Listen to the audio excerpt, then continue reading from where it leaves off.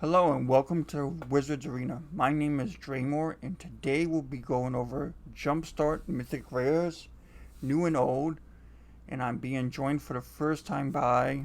Jade. Okay. First up, we have a brand new white Mythic, Emerald the Blessed. Emerald the Blessed. It's 2 white and 2 colors for 4/4 legendary creature unicorn. I believe that's the first legendary unicorn we've ever gotten. Yep. And for 3, you can exile another target creature you control and then return it back to the battlefield right then. It's not coming back at the end of the turn. And then whenever another creature enters the battlefield under your control, you can pay a green or white hybrid. If you do, put a +1/+1 counter on it. If it's a unicorn, put 2 on it. I really like the blink ability. This is a kind of neat one because there's no blue involved. It's just a white-green one that does it. And it also lets you put counters on it. It's good with the white-green legend from Ravnica that whenever your creature comes into play, you gain life equal to its toughness. Oh, Tristani. Tristani is another good way to maximize life gain with that deck. What do you think? It's a really good flexible utility player. Wizards has been doing a good job of filling in pieces of cards for decks that people want to build but don't have, like unique creature type legends, giving us access to a blink legend in non-blue, and it's also flexible with the +1/+1 counters, and it even does have a tribal theme on it if you actually want to build unicorns. So it does a lot of stuff. Yeah. I really like it. I think, I know before we started recording you mentioned probably on a scale of 1 being terrible and 5 being the best is probably 3.5 or 4. Yeah, a little above average, but gets a little bit extra just for the fact that it enables so many things that you couldn't necessarily do before, which makes it really nice. Yeah. So yeah, I agree with 3.5. It's really good. This video, we're just going to be talking about how good the cards are in Commander. We're not going to focus on Standard because this set isn't Standard legal. So there's our opinions, and we'll be going on to the next white Mythic. Also, what's kind of weird with this set is the fact that that was the only white Mythic. Some colors only got 1 Mythic. Some got 4. It's kind of weird that way. Ruvak, oh goodness, It's eloquent and grand, so it's grandiloquent. Yeah. Wizards has finally realized that mill is a key word for putting stuff in the graveyards. I don't know if after 27 years they're well, gee, this is the only thing we don't have keyworded yet. But he says for 2 and a blue as a 1/4, which I kind of feel is what Brand from Core 21 should have been instead of a 2/2. If an opponent would mill 1 or more cards, they mill twice that many cards instead. So basically, Traumatize makes them super sad. I mean, it gives us a really good mill commander. There's a few commanders that work with mill, but probably the one that jumps to mind most is the Blue-Black God, Phoenix. That I've built, yeah. But then that requires you to be have a lot of creatures and stuff, and this allows traditional mill where you're just playing spells and mill people, and by doubling it does the same kind of thing where the double damage makes burn more reasonable with the double life totals. With the much bigger decks and more players, it gives mill a chance to be a reasonable thing. The only way people are really milling people in Commander and winning is usually with a combo. Yeah. So this allows it to just be more functional.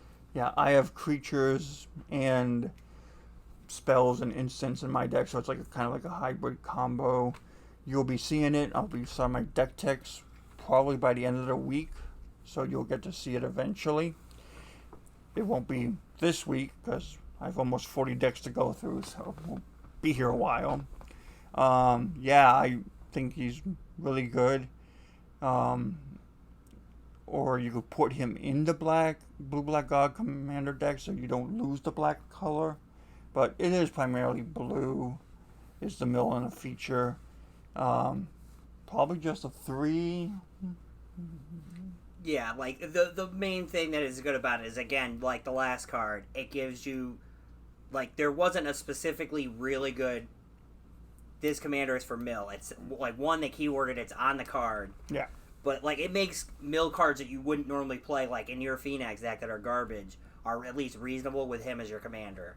And I always love it when they print a commander that says, "Oh, all these jank cards that you have in your collection that are worthless now have a home if you want to build it." Yeah, there was a card I did take out that I think it was like 2 blue and a colorless that said if you counter a spell, they mill equal to the CMC. Well, now they'll mill twice as much. So if I counter a 4 spell, it's like, oh boy, 3 mana to mill 4. Now it's mill 8. So way better. So we're going to move on to our next one, which I believe is black already. And it's Tiny Bones Trinket Thief.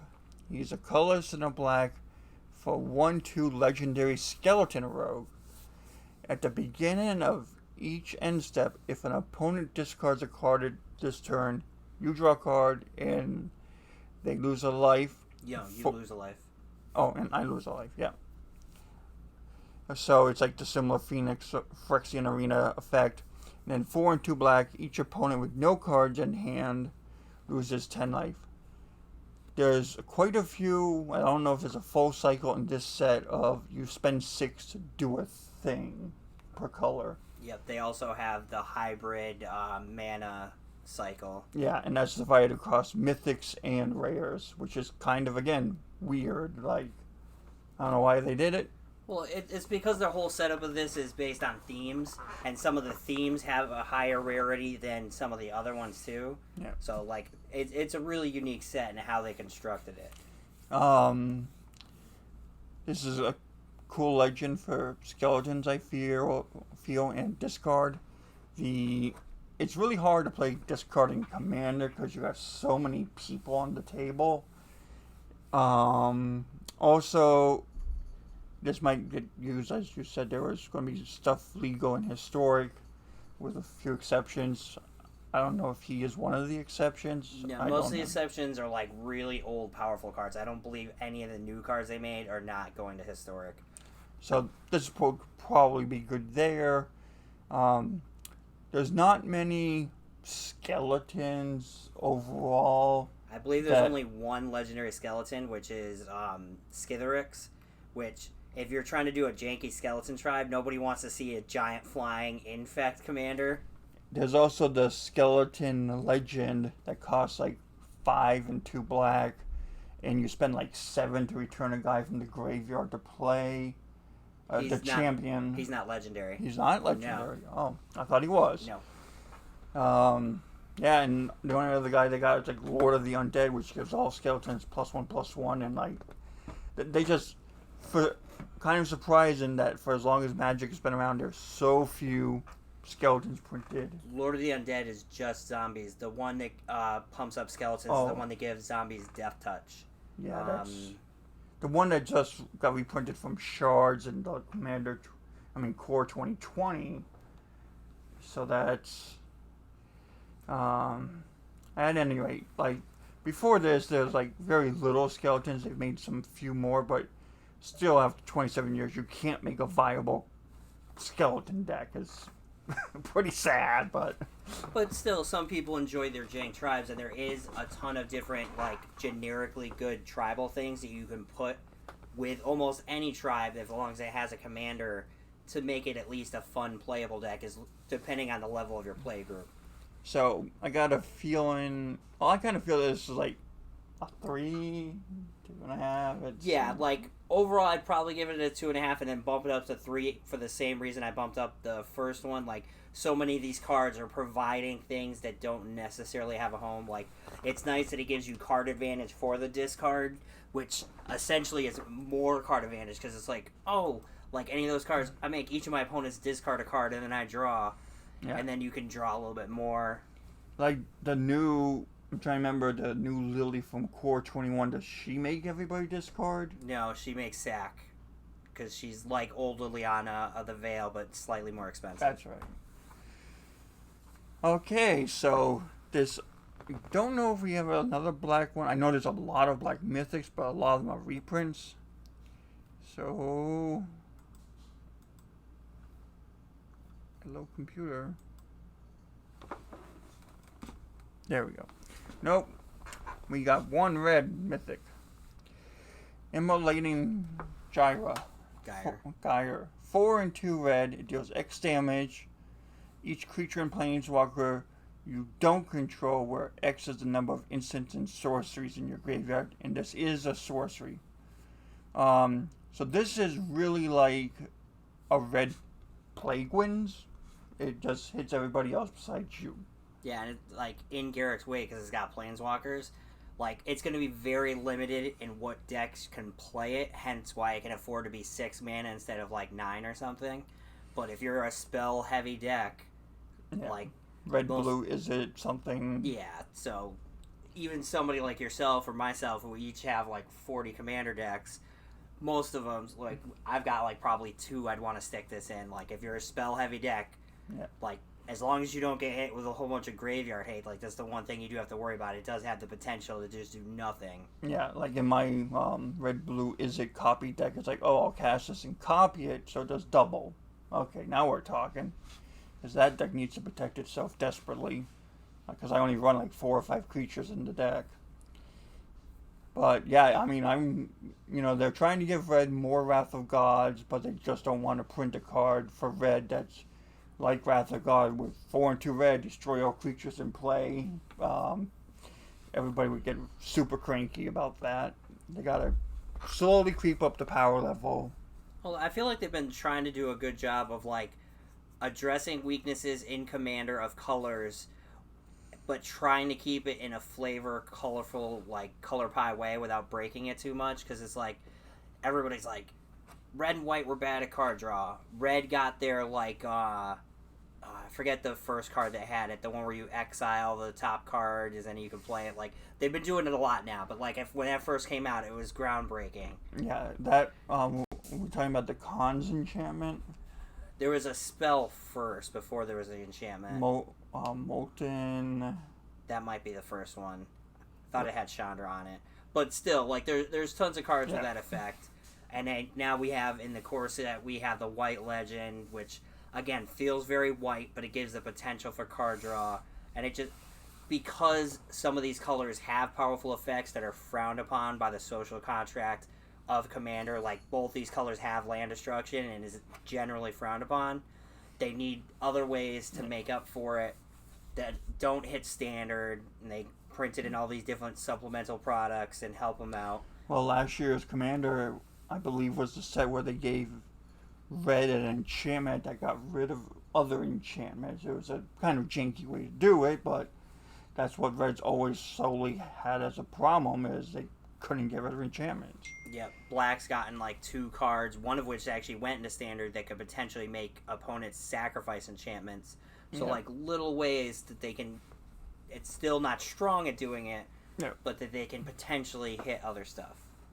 So, I've really always been a fan of Chandra's Ignition, the Storm Wrath, a little less because Chandra, you target a big thing, and you hit everything else but that creature. Where the Storm's Wrath is just basically a straight up red Wrath of God for 4. You do 4 to everything, including planeswalkers. So I feel this is better than that. Because it doesn't hit your stuff, hence why it costs more, and has a staple on, this is how much damage. Like, one time you do 3, another time you do 10, Right. So I would say that this would be like probably like a 3.5, 3, somewhere in there. I think it's very like in the decks that'll use it. I think it's like a 4.5. The thing is, there's so few decks that are going to use it, which brings down its overall number. Yeah. So I agree with like 3.5. But in the couple decks that you're going to want to run this in, this is going to be one of your best get out of jail free cards. So, yeah. And I found it very interesting that this is the only red mythic in the entire set. There are no reprinted red mythics. You know. The red goblin isn't a mythic, it's a rare? It's a rare, yeah. Okay. Yes, he is. He's a nice rare. Like him a lot. But it's just... I just assumed he was a mythic because he was so bonkers. Yep. So moving on to our green mythic. And this is the Allosaurus Shepherd. 1 green for a 1/1 elf shaman. When I first read this, I assumed he was a legend because of all this crazy words on it. He can't be countered. Green spells you control can't be countered. And again, here's the 6 mana ability that I had mentioned was on other creatures. 4 and 2 green.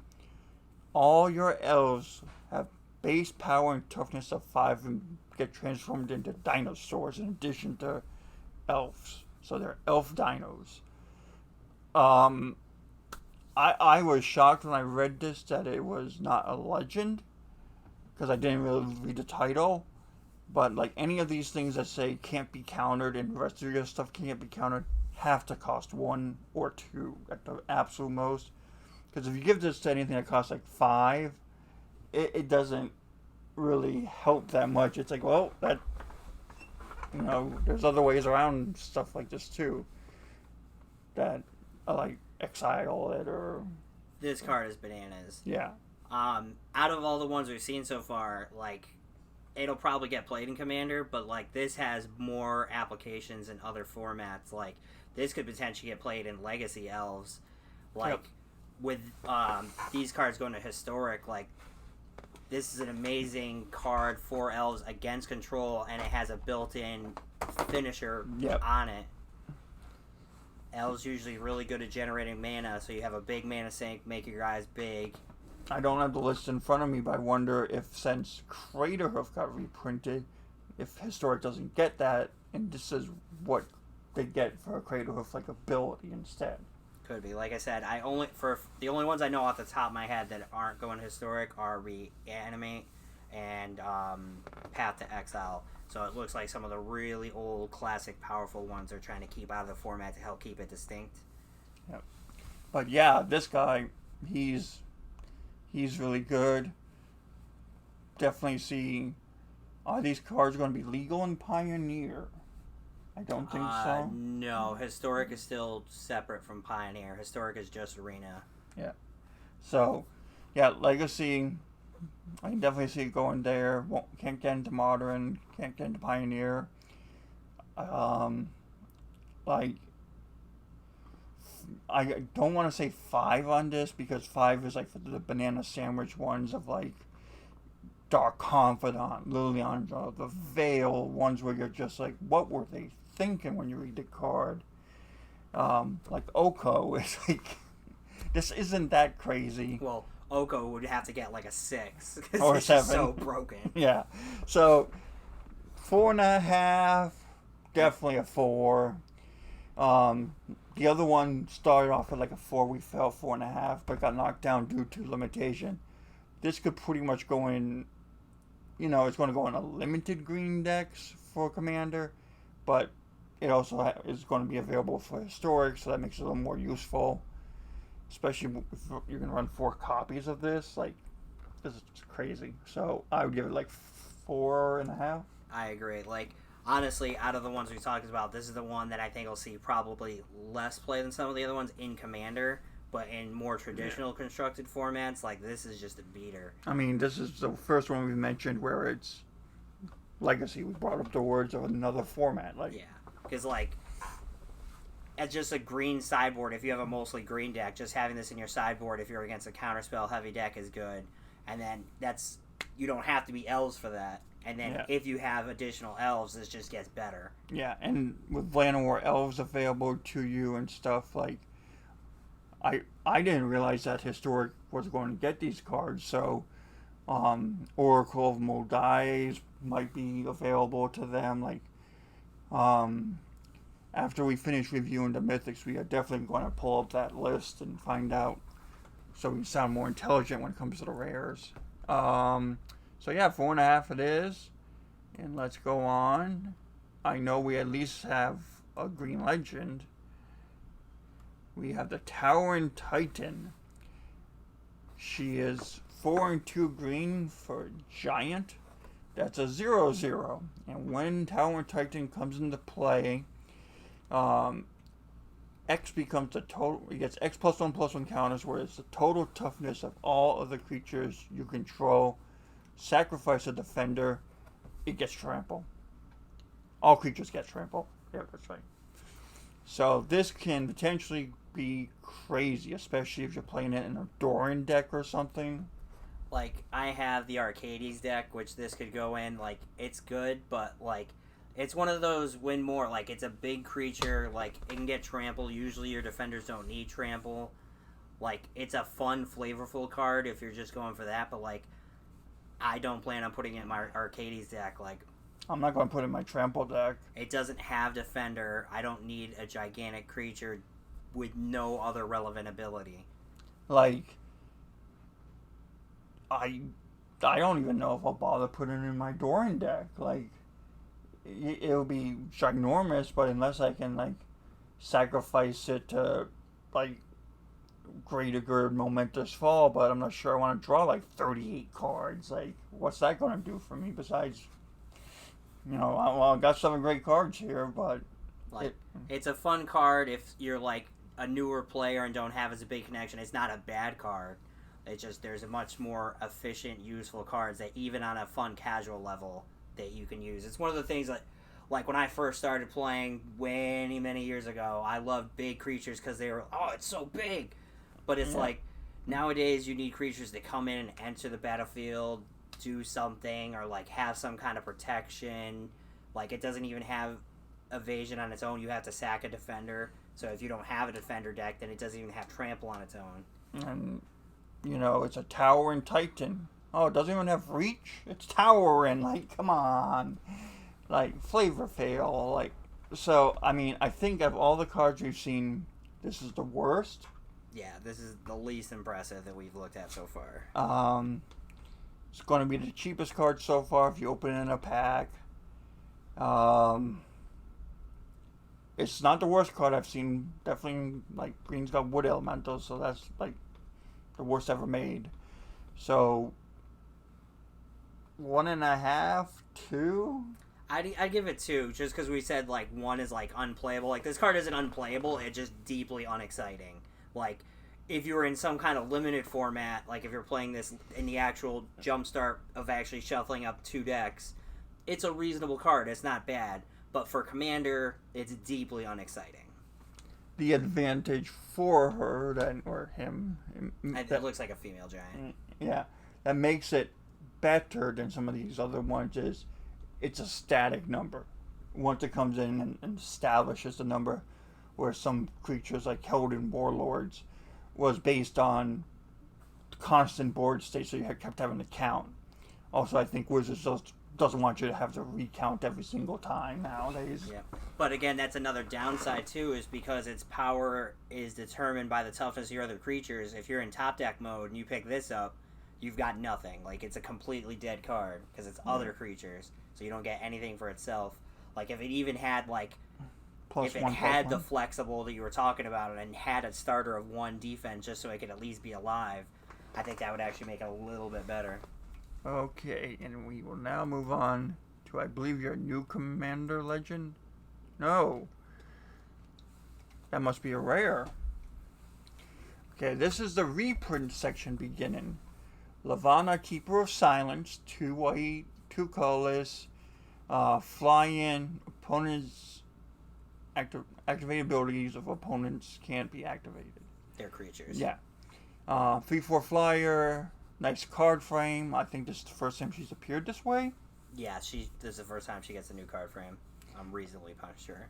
And she's amazing. I love her.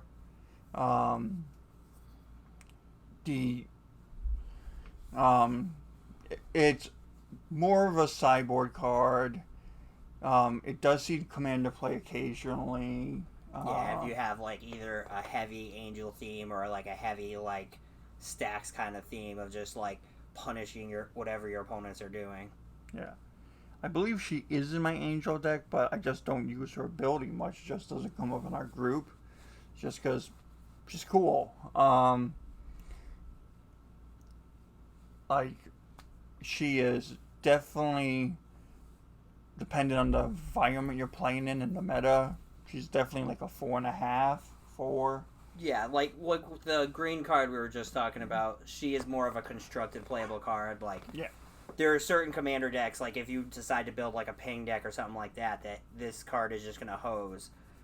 But there's so many decks that the creatures have like enter the battlefield abilities or triggered abilities, so it does kind of miss out. Like, Yeah. As time's gone by, she's gotten a little weaker because creature level has come up, and she doesn't stop EVTs. So, but then you could also couple her with a Hushbringer. yeah, like again, if you want to build like white stacks and just say your stuff doesn't do whatever you want it to do, there's so many cards. Yeah. And you have a ton of redundant effects. So she's about a 4. I agree. And that's about where we stand on this girl. These reprints are going to go a little bit faster because, we've all seen them before. Glad that she's back to reduce the price a little bit. So we're off to the races on the next card, which is McKillis. The white version. No reprint for the black version in this set, but hey, can't have everything. Even though everybody online always thinks they can. It's a white and an X for a human cleric. He enters with X +1/+1 counters. Tap, put a +1/+1 counter on him. Tap, remove a counter from him, and put a +1/+1 counter on everything else.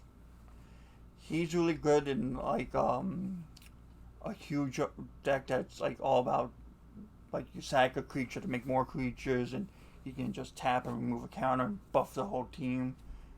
I believe at one point he was in your white-black commander deck. No, I've never used this version. I honestly don't have him in any deck. Like, he is fine. Yeah. Like, again, if you're either going really wide, he's fine at pumping, or if you're using a +1/+1 counter theme.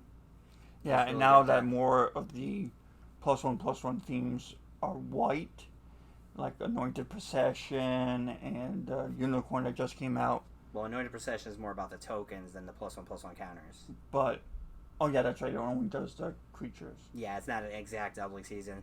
Though, fun fact in this set, they did finally make the green enchantments the other half to go with Parallel Lives. Yep. I don't know if they'll give that to white or if they'll give it to, like, they made it for green. If are they going to give that when they color shift it to like blue or something? It's definitely green. Like, if another color got it, I think it would be white. Well, it could be white or black. Yeah. And just because white got the Anointed Procession, if they ever do a second color version of it, they might put it in black just to split it up a little bit. But yeah, he's okay. Very situational. In Commander, his big weakness is the same as that Green Giant. If your board got Wrath and you have him, it's like, well, this is awesome, but at least I can make him like a 5/5 when I put him out there. Yeah, you can put as much mana as you have into him. So I feel like 2.5 on him.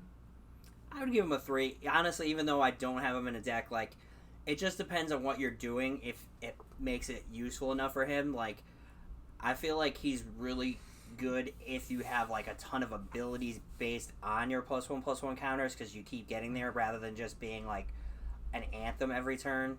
But if you have a lot of creatures that are like, oh, remove a counter to do this, remove a counter to do this, him just fueling all those other abilities can be really handy. Like there's, in my green-blue +1/+1 counter deck, there's the Evolve Girl that says whenever you put a counter on her, draw a card. Well, hey, tap this dude to draw a card. I'm all with that. Yeah, 3 feels fine. So let's see what's next on the list. We next have Drana. Liberator of Malakir. Blue only got that one new mythic.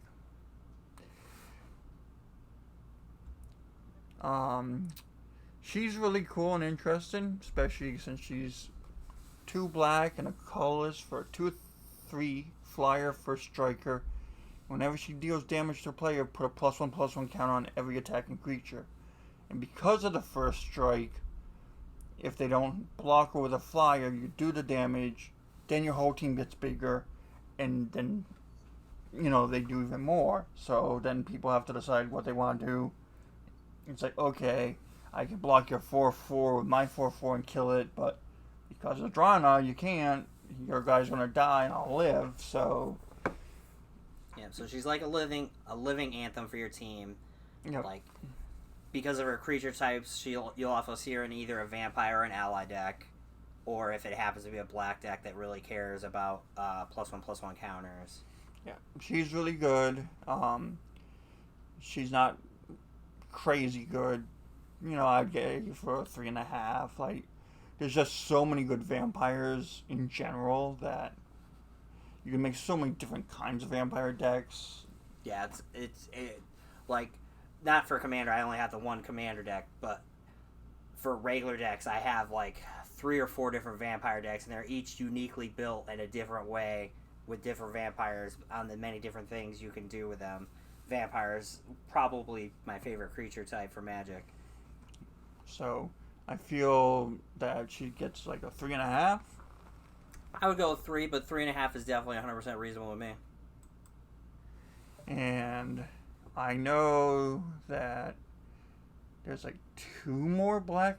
No, there's 3 more black mythics we have to go through now. It's just crazy how many that gave it. Gold color Gissa. 2 black for 3/4 legendary human wizard.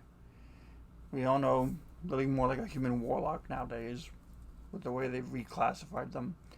Spend a black, sack a dude, and create X 2/2 black zombie creature tokens where X is the sacrifice creature's power. Fun fact, they don't come into play tapped. So if you have Mogus's Marauder and you cast him, you can hand out a bunch of Devotion, Hasted, Fear zombies and swing for bunch. She's amazing. She's just really, really good.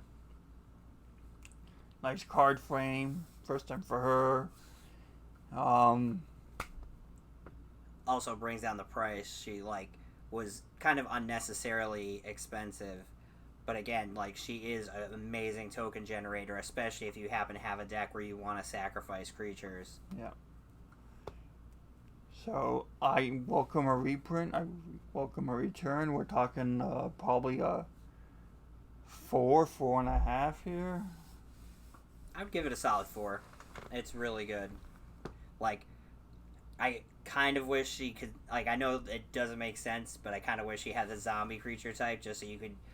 Zombies kill so many non-zombies that it's hard to put her in a zombie deck. Yeah. I mean, now that we've gotten to the point of where they've pretty much said, okay, Warlock is what black casters are, I kind of wish on this reprint they replaced Wizard with Warlock. Because they've done that in the past. They've changed the creature categorization. Because white is Cleric, blue is Wizards, black's Warlocks. Red is Shamans. Red is Shamans, and green is Druids. So that's how they've decided now the color pie will be divided up. Yeah, but I don't know if they're going to errata all of them. No. I was just, thinking, because they had done it before, if it came up to be reprinted, to change it then. There's a dog in this set that's just a 2/3 legendary dog, but it used to be a hound, and they changed him, so... Well, that was because they did, when they came out with the dogs, they went back and errated all the hounds. They're now all dogs. Yeah. Like they did that when they came out with dinosaurs. They went back and took like the 5 to 8 creatures that were obviously dinosaurs. They're like, hey, this is a dinosaur now. You can throw it in. Okay, moving on to the next sweet card. Oh boy, this thing. That's like $25 now, $30.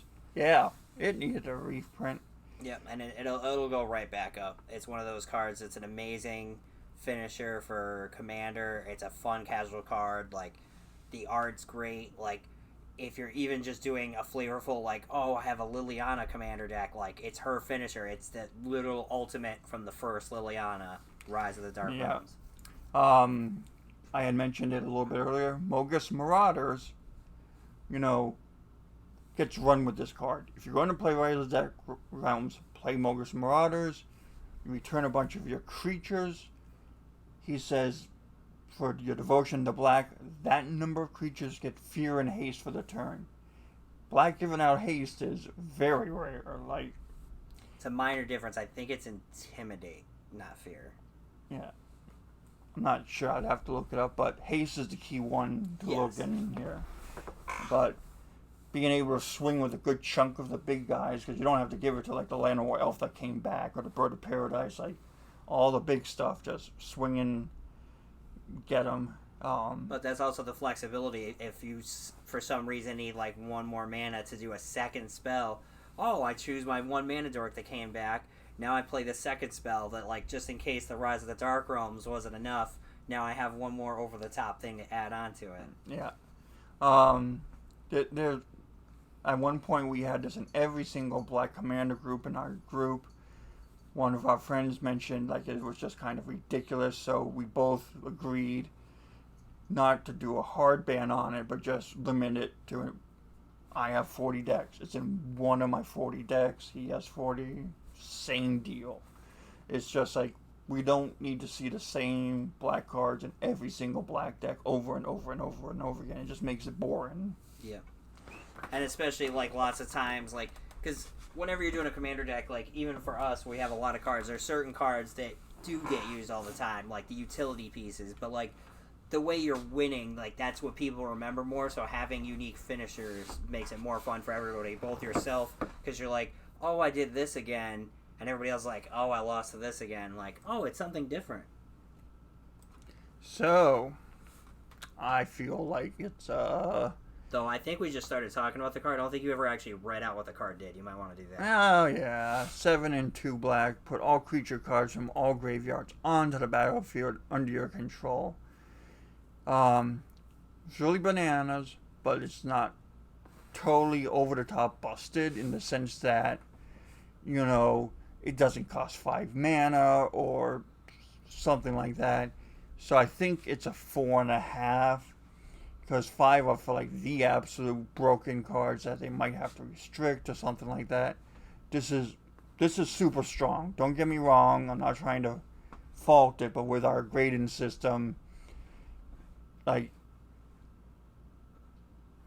I can see the argument for a 5, but yeah, if we're going that like 5 or slightly above 5 is broken, then this gets a 4.5.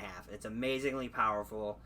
Like once you get up to like 9, 10, or even 8 mana, like unless you're playing a very thematic, super casual deck, like if you're spending that much mana on a card, it should be winning the game, or at least making it really hard for your opponents to win, like Avacyn or this, or even like one of the less used ones now, but like Insurrection, which is one of the old school classic commander wins. It's like 8 mana or 9 mana, I think it's 8, and it's just like, oh, I steal all the creatures and then attack with them. Like if you're spending that much mana, it should make a big impact. Yeah, I mean the same can be said for Grizzlebrand.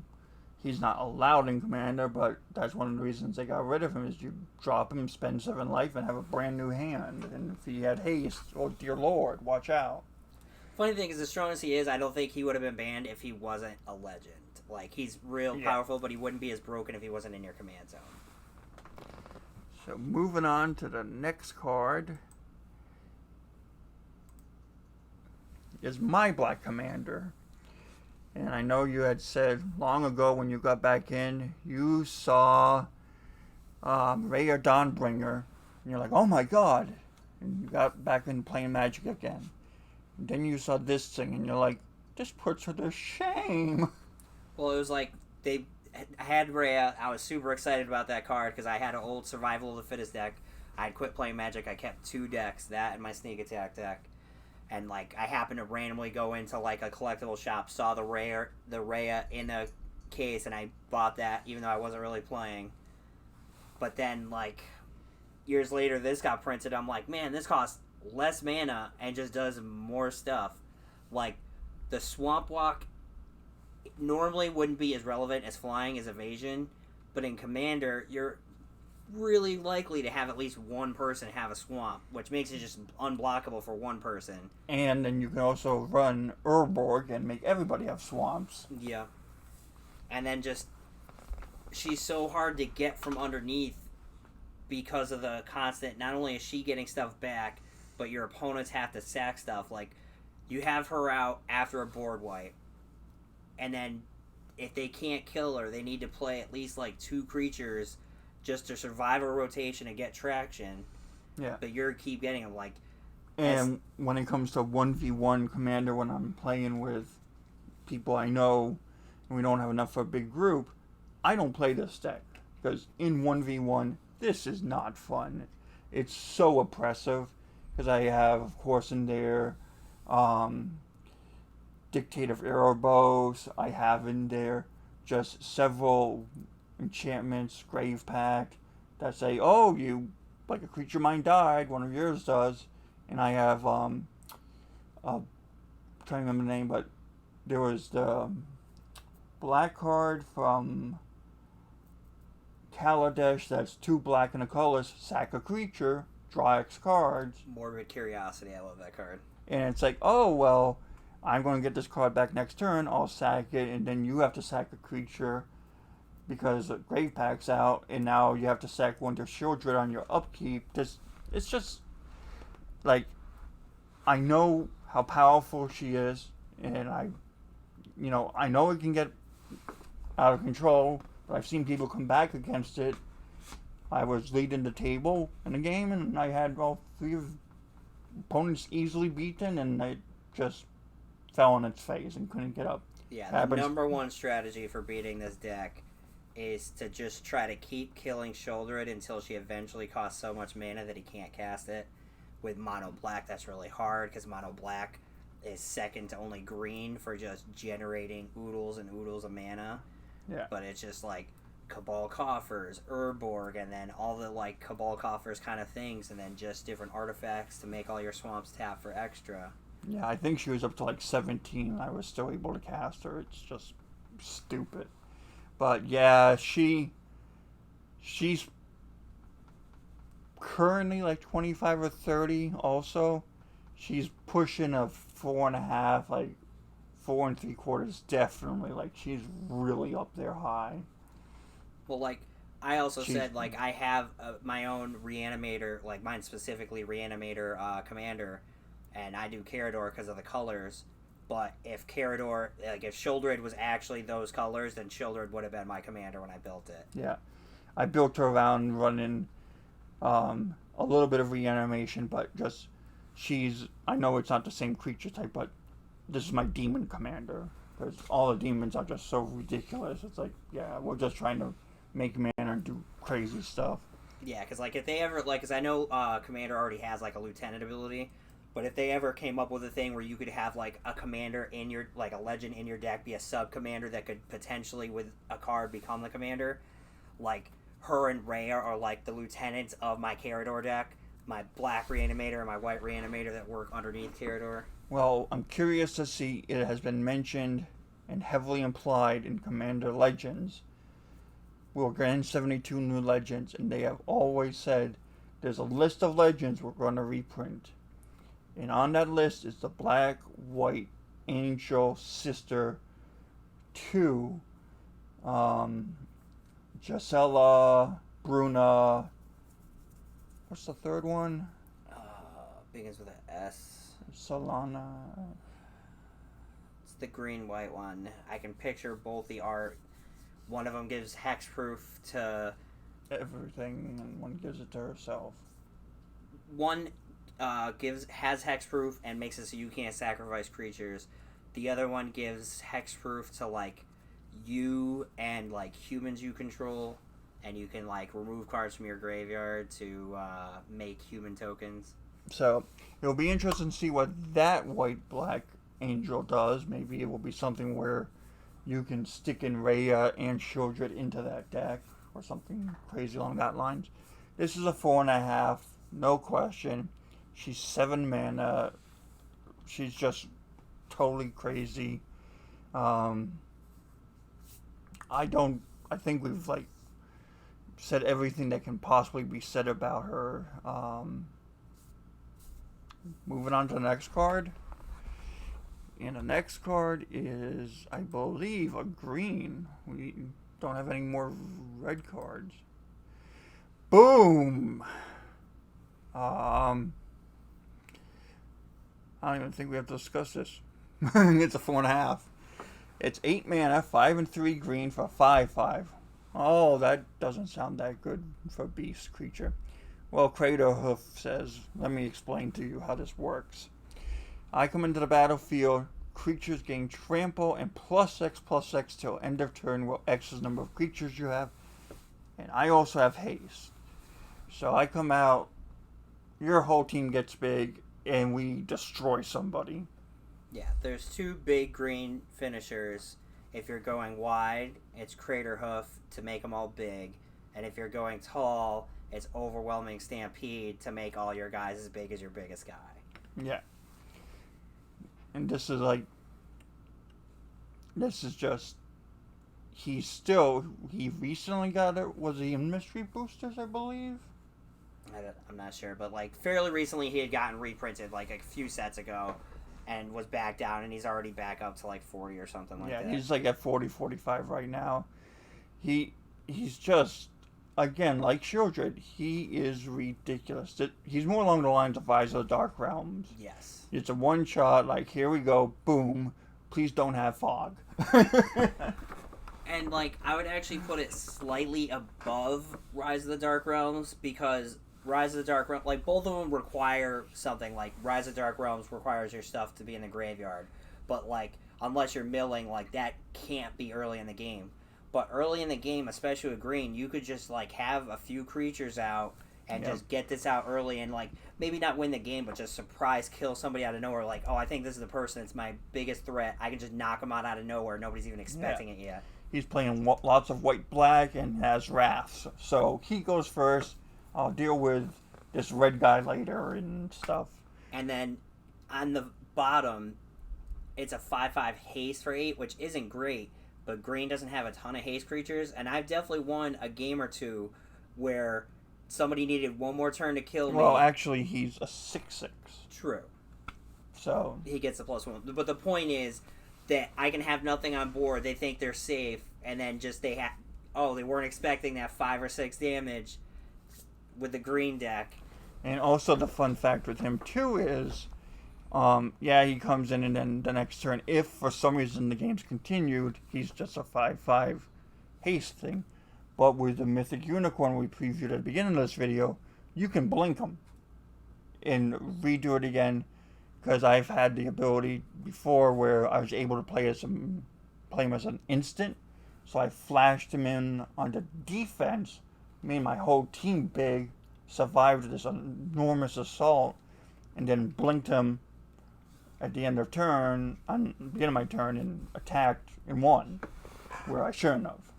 Plus, you also can do it in a potential reanimator deck where even if you don't have a ton of guys, just, I'm going to bring this back every turn and pump all my guys I have like 2 other dudes, so they're all getting +3/+3. Yeah, and in the Legacy Cube videos you've been watching on my channel, like, people can cast this with, like, going 2 guys out and win. Because, you got 20 life. Well, too bad. So he's a 4.5. There's no question about it. I welcome his reprint. Wish he'd get reprint more often, because that price tag is crazy high. I feel like they've been doing pretty good on Crater Hoof, because I feel like this is like, because we got it in Avacyn was its first set, and We got it in the master set that had the fetch lands. and another master set, right? Like Ultimate Yeah, we got it Master? at least one more time before now. And it's like every time it gets up to like 40 or so, they reprint it. It goes back down to 20, and then slowly starts to creep back up again. And I went to sell the one I had in my deck that was foiled, and I checked on selling it, and there was only $2 more because it was foiled, so I kept it because I'm like, well, if we want to have a Crater Hoof, and there's not a huge price differential, I'll just keep it. So moving on to our next card. Primeval Bounty. Now this, I believe, came out in like M11, M12, M13 in that era. Yeah, it was definitely one of the core sets. It's nice mechanics. It's 5 and a blue. Whenever you cast a creature, make a 3/3 beast token. Whenever you cast a non-creature spell, put 3 +1/+1 counters on target creature you control. Whenever a land enters the battlefield, gain 3 life. So basically, whenever you do a thing, this triggers and does a thing. It's cool. I like it. My only issue with it is it's not expensive monetarily wise. It's not ridiculously powerful. Like it's like a 3, maybe a 3.5. But there are some other green cards I would have liked to see reprinted, but they did put in this set Oracle Moldai and stuff like that. So I'm not upset this is here. Like there are far worse green cards they could have reprinted, and there's a few better ones they could have, but well, you did clarify that it's green, so the casting sauce is green and not blue, just so people are aware in case there's any kind of confusion with that. It's a fun green enchantment. It's kind of like a Swiss Army knife. I feel like it's almost like Green's Waste Knot, where it has all these different effects based on a certain thing. It costs more because unlike Waste Knot, where it has to be discard, this one just generically does good stuff. Like you could put it in a +1/+1 counter deck. You can put it in a token deck. You can put it in a landfall deck. Or if you just have a mono green deck and just have a slot where you're just kind of looking for some random thing. Like if everybody's in a board stall and every card you play is giving you advantage, yeah, this thing can get ridiculous. It makes this card makes every card in your hand a 2-for-1er. Yeah, it's added value. It's really nice. Like it's not broken. Yeah, I don't hate it. I just there's nothing amazing about it, but there's nothing bad about it. It's just middle of the road. Yeah, I'd put it at a very solid 3. So I believe this is probably our last green Mythic, or there might be one more. So let's check it out. Oh, I forgot they reprinted her. Oh boy, this is a 4.5. I think we can preemptively agree, but we'll talk her over. 2 green and 1 for a 2/3 Elf Scout Legend. Whenever another creature enters the battlefield, its control may draw a card if its power is greater than every other creature's power. That's not primarily why this creature gets played. It's the second paragraph. Spend a green and tap, add X mana in any combination of colors. So you could spread it as you want it, where X is the greatest power among creatures you control. So her by herself, you spend 1 green and tap her, and you get 2 mana of any color. That's pretty okay as it is. And the fact that it increases as the game goes on, like, we'll just say Crater Hoof's out there, and that's a 5/5, so she can get you one of every color if you wanted, or, she's just so good that way. Well, she, especially as a commander, one of our friends who isn't in our regular play group, but we occasionally get to play with him, has this deck made, and she is ridiculous. Oh my god. The 2 main things that you want in commander are ramp and card draw, and she has both built into her. Like, you can go big with your creatures, and she just fuels you into going bigger and bigger. You get the biggest creature out you can. It gives you more mana. It draws you a card. Yeah. Then that gives you more mana to play a bigger creature, draw another card. Yeah, and I feel like the draw bit on her is, it's not great. It's the weak part of her because, sometimes the deck might falter or stuff like that, but there's a mana generation on her. It just can get so sick. Like, the only creature I can come up with that, kind of does the same thing is like Priest of Titania, but it's all green. But this is any color. You're spending 1 green to make, potential tons of green mana into any color of mana, which is just so much more useful. Like, but she's really good. 4.5 all the way. She just got reprinted in Mystery Boosters. Before that, she was like $50 or so. Yeah, 50 or 60. Yeah, so she's come down a little bit. She was at 30 before this printing. Like, so far, like, this is just amazing that they keep printing so many good mythics in this set. New ones, old ones. I'm really impressed with the mythic selection in this set. Yeah, but I definitely agree. And this is the Univold Hydra, 4 and 2 green for a reach thing with XX. Powering toughness equal your lands, and when it comes into play, search your deck for a land and put it in the battlefield tapped, and then shuffle. So, it gets 1 land right away, any land, unlike Primetime who gets 2, and that's all. He doesn't get whenever he attacks. Really amazing Hydra. Slightly different in the sense that you don't have to pay X in the cast. I spend 6. If I had no ramp, it's a 6/6. That gets a land to make it a 7/7. Awesome. Nice fetch card. Nice fetch and ramp card. Like, it's reasonable if you're doing a lands deck, but in a lands deck, it's just a big creature. Like I mentioned, if you watched this video earlier, like, just being big isn't that huge. The key thing on this is that it search for any land.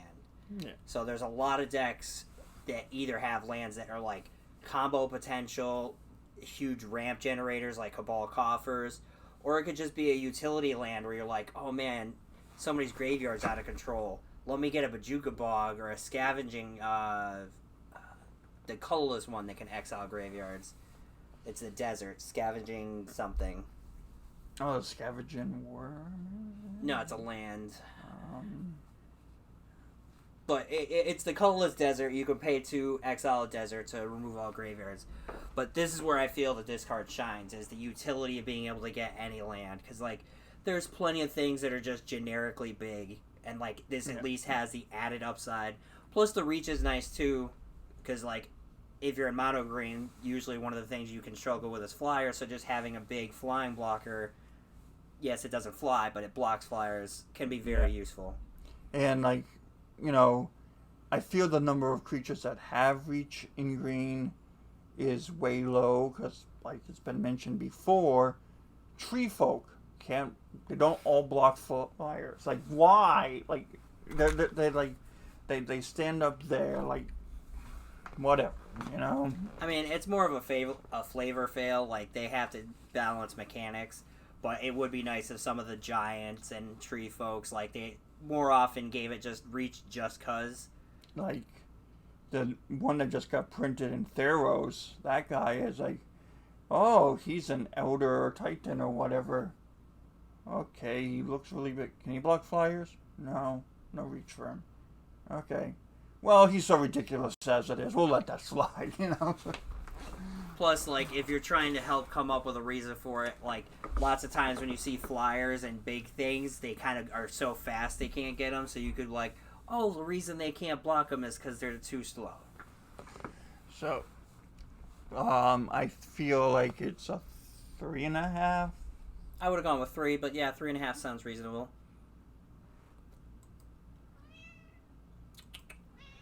Well, hello, Mr. Poe. You have a hungry grumbly? Uh-huh. Well, we're almost done. I think we have like a gold card to go, and that's it. So let us see what the next card is. Maelstrom Archangel. White, blue, black, red, green, 5/5 flyer. Whenever Maelstrom Archangel deals combat damage to a player, cast a spell from your hand for free. This creature, I love it. I love it. It's amazing, but it's got to make contact, so it's not ridiculously broken. Mentioned before we started recording the video, it would have been sweet if it was a legend, because then you could play all the colored angels you want that are bouncing around. She's just so cool. Yeah, it's sad because she is a card I like a lot, but yet don't run in anything just because of the 5 color cost. Like, you have to have a very specific deck to be able to put her in. None of my 5 color decks work with her as good as she is. Like, the one deck I have that where she would fit on flavor, it would be Yidris, but she has the extra color, so she doesn't fit in there. Yeah, like, this is one of 2 angels I can think of off the top of my head that I feel should have been legendary. She feels like she should be legendary. And I know which one he's going to mention. He's going to mention the Bant one that is a 5/8 Shroud, because when we first started playing Commander, I actually thought it was legendary and built that as my Commander. And it's like, that's not a legend. I didn't object. I was more than fine with him using it as his Commander, because it's like, it seemed like it should be. Like, but, yeah, I mean, like, she's really good. She was cheap, monetarily speaking. Yeah, like, sadly, the big mark against her is that she's not going to get played in Constructed. Pretty much not in Commander. So, 2.5, like, she just... I mean, like, I think it's one of those ones, like, I kind of would put it at a 2.5, but I'd bump it up to 3 just because it really is an amazing card. Like, the only reason I want to put it at the 2.5 is because where do you put it? Yeah. Like, I'm sure there are people, like, if we went on, like, EDH Rec or something, we could find that it's a number of 5-color decks. And, like, if you're just using generic 5-color good stuff, it's just an amazing card, so it should be in there. But all my 5-color decks are themed, and she just doesn't fit those themes. Well, he mentions it. Let's see here. Super quick. Boom.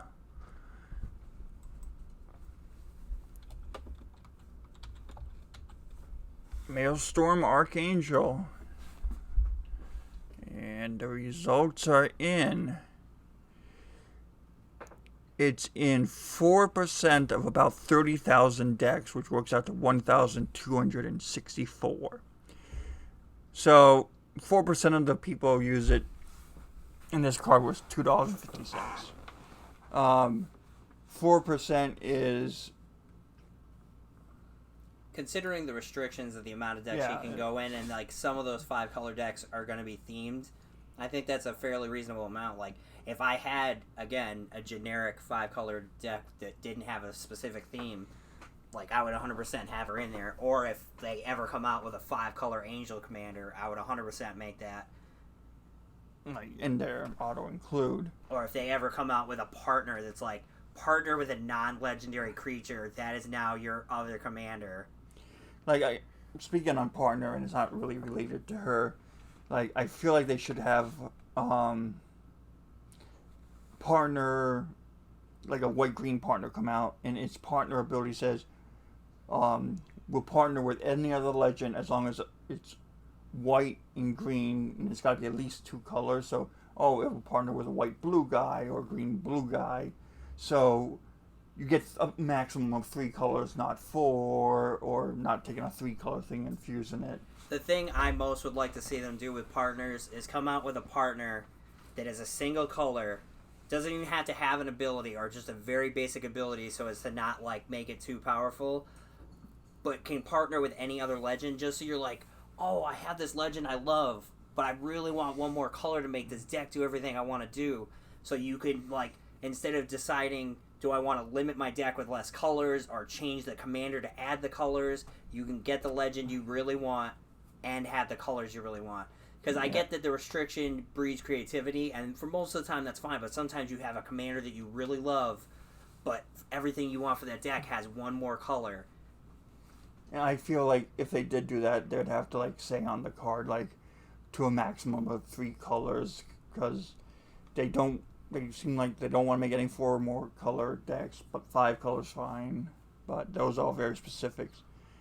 But I believe that is our very last Mythic Rare, and she gets a 3. Yeah.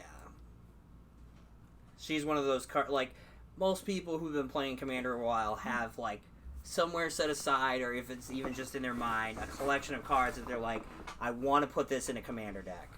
I don't have one it's in yet, but someday I want to use it. So, that's all the Mythic Rares. Thank you for listening to us talk about these cards. My name's Drainmore. And I was Jade. And this is the Wizards Arena. Please like, share, and subscribe. And I will see you in the next video.